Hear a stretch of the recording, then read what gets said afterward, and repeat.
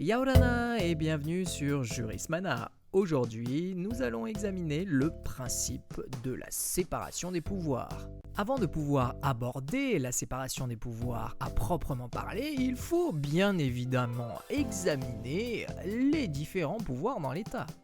Il en existe théoriquement trois, le pouvoir législatif, le pouvoir exécutif et le pouvoir judiciaire, aussi connu sous le nom de pouvoir juridictionnel.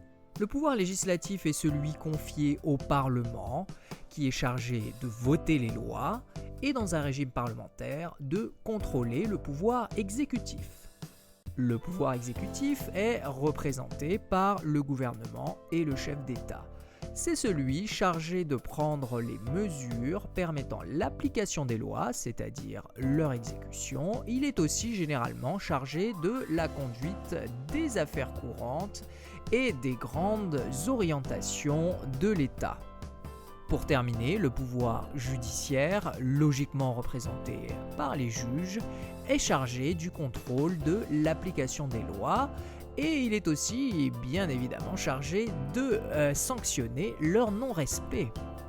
Il est communément admis que le principe de la séparation des pouvoirs tire son origine des réflexions de différents auteurs, dont principalement Locke et Montesquieu. Le principe est relativement simple car il s'agit d'éviter la dictature ou la tyrannie qui peut découler d'une concentration des pouvoirs exécutifs, législatifs et judiciaires au sein d'un même organe ou d'une même personne. Il faut que le pouvoir arrête le pouvoir. Ce principe pourtant simple va être plutôt mal compris par les premiers constituants américains et français qui vont mettre en application quelque chose qui n'avait pas été imaginé tel quel par Montesquieu, c'est la naissance de la séparation des pouvoirs.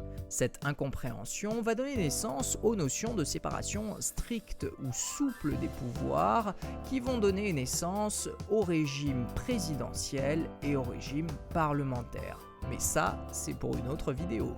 Et voilà, nous en avons terminé avec la présentation de la séparation des pouvoirs. Si vous avez aimé cette vidéo, n'hésitez pas à cliquer sur le pouce levé. Et si ce n'est pas encore fait, je ne peux que vous conseiller de vous abonner à cette chaîne YouTube et à notre page Facebook. Merci à tous et à très bientôt sur Jurismana. Parheyane.